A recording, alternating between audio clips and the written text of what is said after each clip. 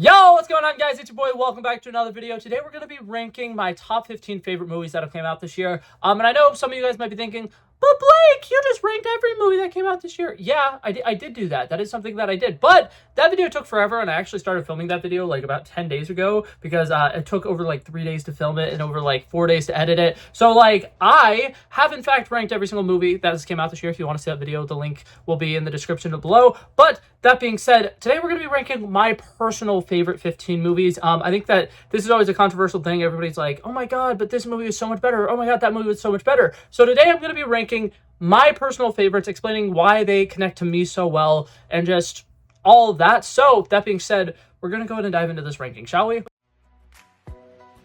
Coming in 15th place, we have the movie Saturday Night. This is one that I rewatched recently, and I once again just absolutely love this movie. The movie takes place in the time span of 90 minutes, and the movie itself is about 90 minutes. They do a really good job of having a ticking time clock that keeps you going, keeps you on the edge of your seat. And the entire time you're in this movie, it really feels like you're there with the characters. There's a lot of long shots where they're following the character as they're walking from set to set to set, and there's a lot of different moments like that where it's like a character has a lot on their plate, and you can literally see just like that frustration and that anxiety overtaking them, and you can really feel that with the characters. I think that Gabriel Lapel does an incredible job being the leading man in this movie.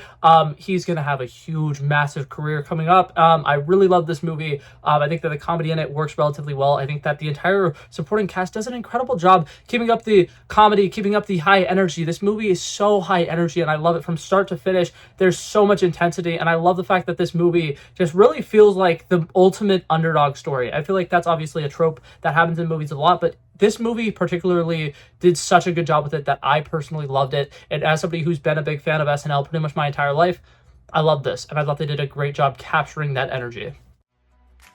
Coming in 14th, we have the movie Twisters. I was not expecting to love this movie as much as I did. I think that Glenn Powell and Daisy Edgar Jones just have incredible chemistry. I feel like this movie really leaning into the fact that like it's heavy rom-com is so great. I think that the opening cold open was phenomenal. That first like 5 minutes really set the tone for this movie and did a really good job of showcasing just how scary it truly is to be in a tornado. And I think that they do a lot of really good job with creating just the fact that like so many people are having their homes ripped away, so many people are losing their loved ones and stuff like that, and it really is this devastating thing, which really does a good job of creating this this wants to do better. And the fact that Daisy Edgar Jones' character is doing it because she thinks that she can save people and she really wants to do the right thing. And I like the fact that the villain of this movie ultimately kind of is big corporations. I love any time a movie is able to do that. Coming in 13th place, we have A Quiet Place Day One. I'm a huge fan of this movie. I think that Lupita Nyong'o is incredibly talented. I love her to death. And I think that overall this movie just is such a great movie at the fact that it knows what it wants to be. It's very simple. Is it an apocalyptic movie? No. Instead, it's actually just the start of the apocalypse. Everybody's going to die. A lot of people feel very like, oh my god, I need to try to save myself. I need to try to get to safety. I need to try to do whatever I can to, stay alive and fend for myself. And then you have Lupita Nyong'o's character who's like, I know I'm going to pass away. Instead of trying to, get to safety and go to these different places or whatever and do whatever I can to survive and last as long as possible, I just want to go do one last thing before I die. And I think that it's so beautiful. I think the ending sequence where she kind of like sacrifices herself for Joseph Quinn's character is beautiful. And I think the fact that Joseph Quinn is kind of like does a good job showing the good side of humanity. He's somebody who sees, okay, there's this person. She's not trying to survive. She just wants to go do this one thing. And instead of just kind of like being like, I don't think you need to do that, he actually goes out and is like, you know what? We're going to go do this thing that you want to do. You know what? Let's do it. Why not? Like, this is the end of the world. There's nothing better to be doing. We're going to go get you your piece of pizza. And it's so beautiful. It's just two characters who are total opposites who find each other at the end of the world. She saves him, makes him feel safe, introduces him to her cat or whatever, and he gets to return the favor by protecting her, keeping her safe, going and getting her medicine. And it's just the cutest movie ever. I love it to death. Coming in 12th place, we have the movie It's What's Inside. I feel like this movie is incredible. I think that this movie has so many different energies, and it has so much different kind of genres for different people to like. I told it to my sister, who's a huge fan of reality TV shows. I'm like, hey, go watch this movie immediately, because the first like 10-15 minutes of this movie kind of feels like, when there's like a reality TV show and there's just like a bunch of hot people in a room and they're hitting on each other. There's so much just tension between a lot of the different characters. There's so much love triangles going on. There's a lot of like, okay, well, this person obviously had a crush on this person back back in the day, but because, you know, they were unavailable, they ended up starting to date this person, and now they're just stuck in that relationship because it's been so long that they're like, yeah, we have to be together. That's how we are. That's how this friend dynamic works. And it's such an interesting kind of like commentary on friend groups and just like the jealousies and everything that happens in them. And then I also think just the elements of this being a game night to start, and just, you know, this group of people having a fun time, and it's like a lot of good comedic stuff. And then they decided to bring in a psychological game where you guys can switch minds, and then they play like One Night at Werewolf, and oh my god, it works so well for me. As somebody who like grew up watching a bunch of people play One Night at Werewolf, because I never really had like a big friend group to do it, it's one of my favorite games ever. Like, it is such a fun game to play or be a part of or be the game master of, and I think the way that they do it in this movie is really interesting. I think that the editing in this film is phenomenal, and I just overall think that it's just a really, really good time. They do a lot of trippy stuff. The twist at the end of the movie and like the way that they have to discuss how they're going to move forward once the twist happens is so captivating. I really, really liked this movie. And in 11th place, speaking of movies with a twist, we got the movie Strange Darling. This is one that I never really talk too in depth about, because I definitely think that it is a movie that you need to go see for yourself, have your own reactions, have your own thoughts and opinions on it. This was a movie that was in theaters, I think for like maybe 2 weeks, maybe back in September.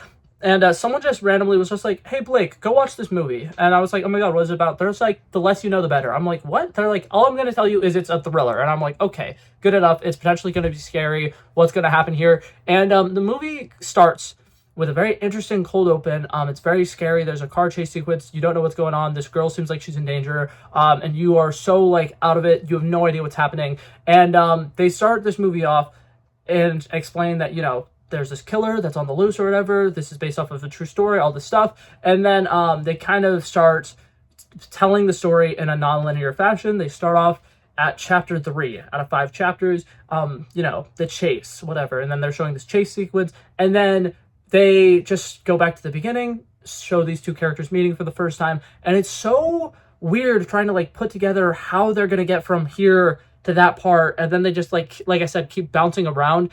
And the way that everything comes together, about like 45 minutes into the movie, there will be a moment where you're like, oh shit, oh, it's happening, oh my god, and then you will be locked in for the entire rest of the movie. It is so captivating. The twists are so good.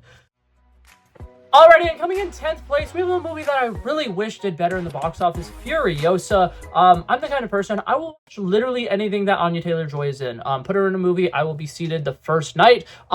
Overall, really enjoy this movie. I think that her acting chops in this are phenomenal. I think that Chris Hemsworth does probably one of his best acting jobs he's ever done in his entire career. And I just overall think that they do a really good job of bringing us back into this world of the Mad Max saga. I think that everything about these films are so interesting to me, the way that they have like, there's not really like a good or evil. There are people who are slightly better. Like there are bad people and there are worse people, and that's like Chris Hemsworth's character is one of the worst people. And then you kind of introduce the fact that you know, Immortal Joe actually isn't that terrible of a guy. He's trying to keep the order. He's trying to do whatever he can with the very limited resources that they have. And I think that there is a lot of interesting like commentary in these films. Like, I think a lot of people think of them as just like stupid action and spectacles, and while yes, there are some incredible action sequences, we get to see some really gruesome stuff in this movie, there's also a lot more depth to it that I really appreciate. And I think that overall the final shot of this movie is phenomenal. If you have not seen it, 100% would recommend going and seeing it. The way that they just are able to kind of like show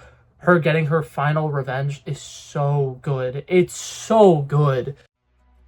Coming in 9th place, I'm a sucker for animated movies, and Pixar is my favorite studio. We got Inside Out too. I think that this movie is phenomenal. It is a coming-of-age story, which if you don't know me, that is my bread and butter. I literally love coming-of-age stories so much, and I think that this movie just does an incredible job being what I wanted the first movie to be. I love Inside Out, right? The original one. I think it's pretty good.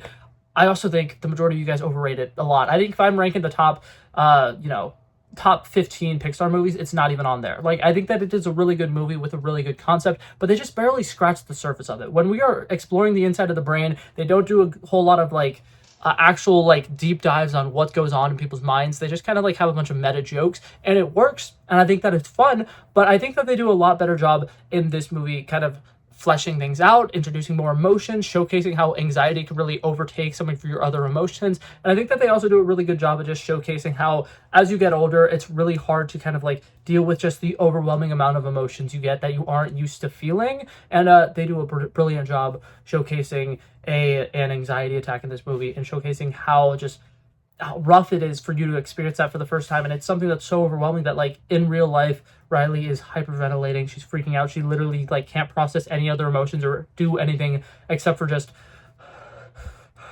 And it's so good. I think they did a really good job with this movie. And once again, Pixar did a fun job with adding in some animated segments that were not just the stereotypical 3D animation that Pixar always does.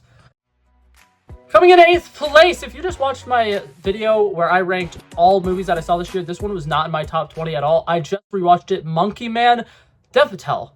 Absolutely phenomenal. I think that this movie has such an incredible style to it. I think that the energy in this movie is phenomenal. I think that the action sequences are so good. And I think that one of my favorite things about this movie, as far as action movies go, it has the best midpoint in an action movie I think I've ever seen ever. I've never seen a character quite literally hit rock bottom as he does in this movie. And the way he rises up is just so phenomenal. The way he gets, like, the support of, like, this church group of people or whatever. The fact that they're all building him up. He gets to join this kind of community where he gets to hide out and kind of be a refugee for a little bit is so interesting. The fact that he goes back to his old boxing ring and he just one-taps the guy who's been beating him up for years is so satisfying. And just everything about how he is able to go into this, like, you know, high official people or whatever, going to the rich people and just, like, killing them and getting rid of all that corruption is so satisfying. And I loved everything about this movie. I think that it is just visually stunning. I think that Dev Patel gives an incredible performance. And as far as action movies go this year, it is without a doubt the best.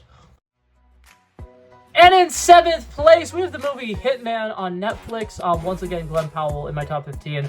I'm sorry, this man is just insanely charismatic. With literally every actress that he performs with, he has incredible chemistry. I think that, once again, the rom-com nature of this movie is really fun, and they add a lot darker twist into this movie. I don't know why, for the longest time while they were, you know, building up this movie and they were talking about this movie, I was expecting this to be an action movie. So whenever we got into it, and there was not a lot of action, and it was just kind of like this whole thing of him going up and dressing up and realizing that his passion is actually being an actor a little bit, and he's just going and getting, you know, paid for people to, like, kill somebody so that he could arrest them because they try to hire a hitman. I think it's a really cool premise, and I think that the way that they have it in this movie is incredible, and the fact that he kind of gets caught up with work and, like, having to deal with the fact that now he's in love with somebody who potentially was trying to hire a hitman is so cool. I like the fact that he kind of, like, takes things into his own hands and is kind of trying to be, like, a therapist for her and being like, okay, you can do better. Like, there's other options. You're in an abusive relationship. You've got to get out of that. And then it kind of realizes that, like, okay, maybe she's the person who's not so great. This is not really good. This isn't looking good. And then the guy kind of being like, my wife is cheating on me, and, you know, just everything that they do with the relationship, and, like, the fact that, like, Glenn Powell's character is almost like a homewrecker, but is not, is really interesting. And I think that they do a really cool job with just having them kind of, like, switch, and Glenn Powell goes from, like, being a really good guy to, like, not being so good. And it's because of love. And it's so fun. Like, I think that this is almost like a Bonnie and Clyde type movie. Almost. I loved it. Coming in 6th place, we have, in my opinion, the best animated movie that came out this year, The Wild Robot. DreamWorks, your animation style is phenomenal. I think that everything about this movie is great. The voice acting is phenomenal. The jokes, I love the fact that DreamWorks is not afraid to do some jokes that are a little more up and, like, kind of, like, inappropriate for younger audiences, but they are not afraid to do it. I think that the comedy in this movie hits really hard. I think the fact that Roz being somebody who's completely outcasted the second they get onto the island, and they eventually come around to saving literally everybody on the island, and them all embracing her, is beautiful. I think that storyline is phenomenal. I think that this is almost like our generation's version of the Iron Giant. Like, I think that it does such a good job of showcasing that, like, robots aren't necessarily bad, they're just programmed, and if you could break that programming, if you could get them to be programmed to do better, they will do better, and it's really cool. I really liked it, and I think the story of a robot trying to become a mother, but realizing that they're not programmed to do it, is great, and I think that it's a really heartfelt story of community overall. And coming in 5th place, I am a musical theater nerd, so this was going to be really high on my list. We got the movie Wicked Part 1.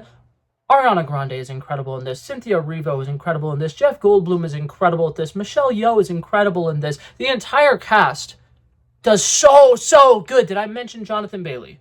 He's in this movie. He's hot. He does a phenomenal job. His dance sequences are incredible. I think that this movie has some of the best set design that has came out this entire year. I think that all of the colors are phenomenal. The fact that they planted like 250 million tulips for a singular scene where people are running through tulip fields is so interesting to me. I think that that's so cool. I think that the attention to detail is absolutely beautiful. And Emerald City looks phenomenal. All of the musical numbers, singing them live is such a huge like deal. The fact that they were able to actually do that, and the fact that they were able to pull it off, and having the actors and actresses actually interact with the, you know, world around them during their songs is so nice. Because a lot of times, because they're not recording live, there'll be like incidents where like a person like hits something and there's no sound for it and they don't stop singing or anything like that, and it's like a little distracting.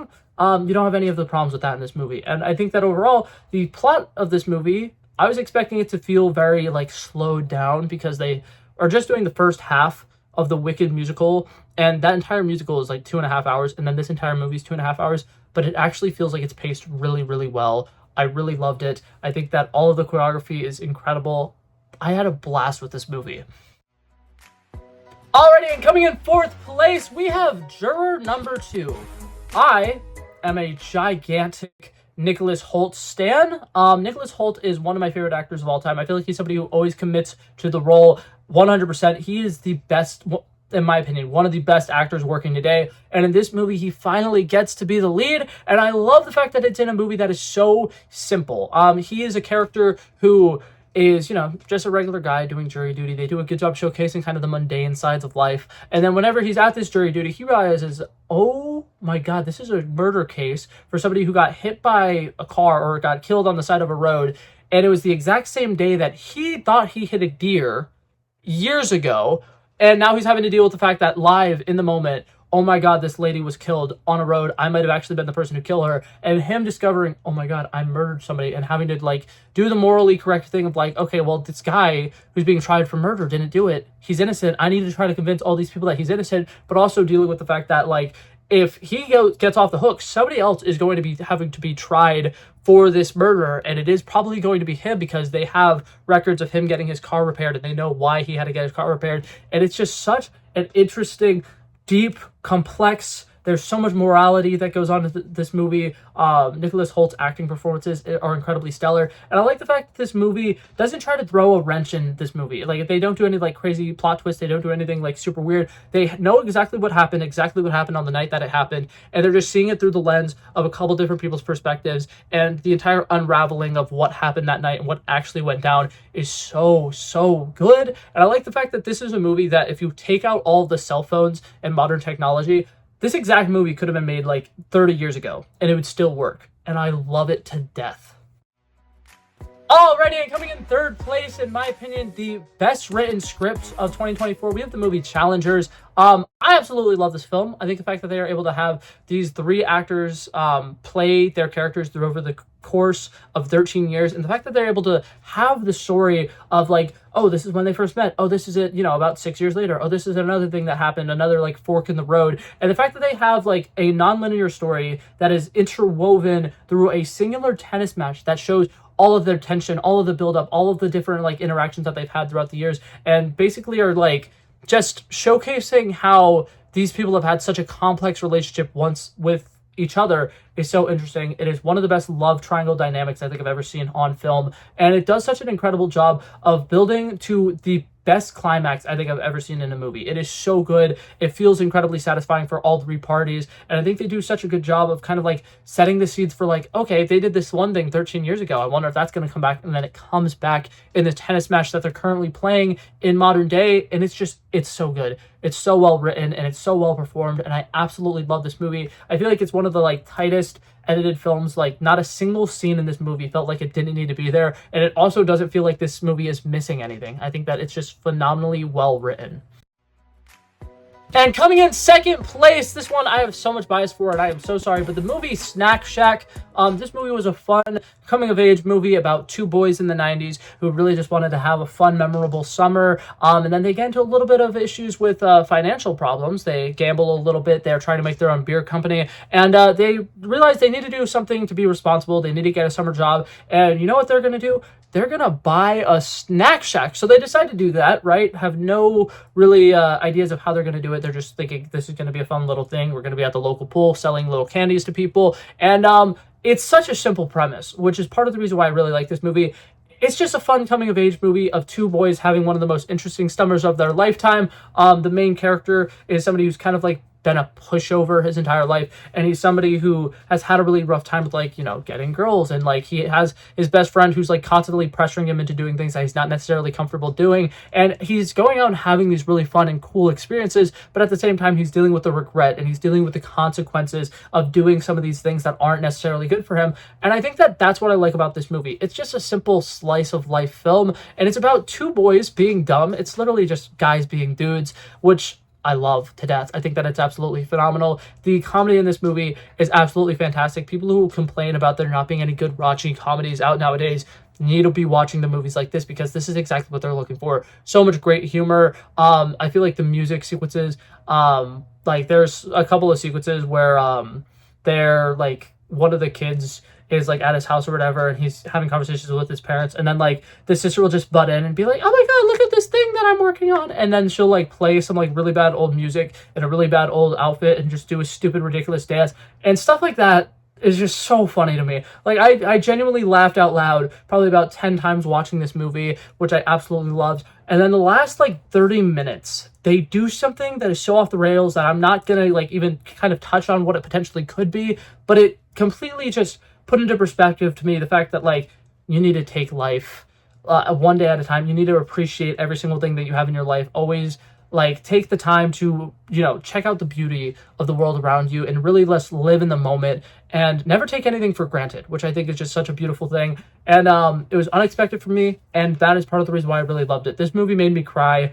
I wasn't ready for that, and I just thought it was really good. Alrighty, and the number one spot for me, the most basic answer, Dune Part 2. I can't get over this movie.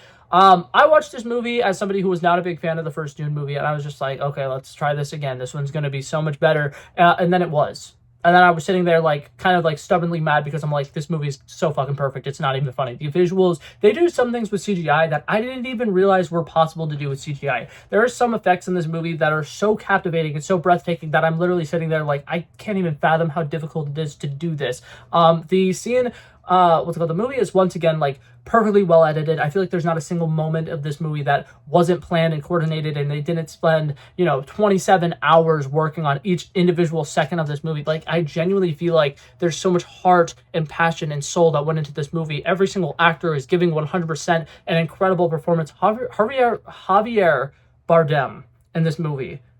Oh my god, I love him to death. He is like one of the funniest characters in any of the films that I've seen this entire year. I think that Austin Butler's portrayal as the Feyd-Rautha in this movie is so good. He's only in the movie for about like 6 minutes, but he gives such a captivating performance and such a like iconic role that like it's awesome. Like I haven't been able to stop thinking about it. Like, this is a movie that I feel like if you see it, you will not be able to stop thinking about it. There's so many elements of this movie that I just constantly am going back to. The Paul Atreides like really big speech that he does, where he's standing up above everybody and they're in their little like cave area that they're in, and he speaks in another language for about like a minute and 30 seconds, and oh my god, Timothée Chalamet is just so captivating in that. It's a sequence where you're having to read it off the screen, obviously, because it's a fictional language, and you don't even realize that you're reading, because that's how captivating the sequence is. And the like kind of love story with Zendaya's character, I think, is also something that is really interesting. I love when movies are able to touch on the fact that like somebody can be like actually genuinely in love with somebody, but because of like circumstances they can't be with them. And it's one of those things where it's like it created a big discussion online where people were like, they didn't actually love each other, he was just using her so that he could get in with like the sand people, which no, just incorrect. They do such a good job of showcasing the passage of time in this movie from like, you know, a couple of weeks to like it's been a couple of months now, and they're so deeply in love. They have so much chemistry together. It's just incredible what they're able to do with this love story in such a short period of time, and how just believable and palpable their love is in this movie. And that's why it is so heartbreaking at the end of the movie when he's like, okay, now I'm actually going to marry somebody for power, right? And it's good. I really love this movie. I think that the final fight sequence is so captivating. And the fact that they decided to keep that pretty much entirely silent, bro, forget about it. This is an incredible movie. I think it is without a doubt the best movie that came out this year. I'd argue it's the best movie that's came out since the year 2020. Absolutely loved it to death. And I'm officially a Dooner, as the kids say. What the fuck was that? I don't know, actually. We're going to ignore that. That was really bad. I'm sorry. But that being said, that was it for this video, guys. Thank you guys so much for coming by and checking it out. I love and appreciate you guys so much for watching. And if you liked it, feel free to like and subscribe. And I'll hopefully see you guys in the next one. Peace out. Bow, bow, bow.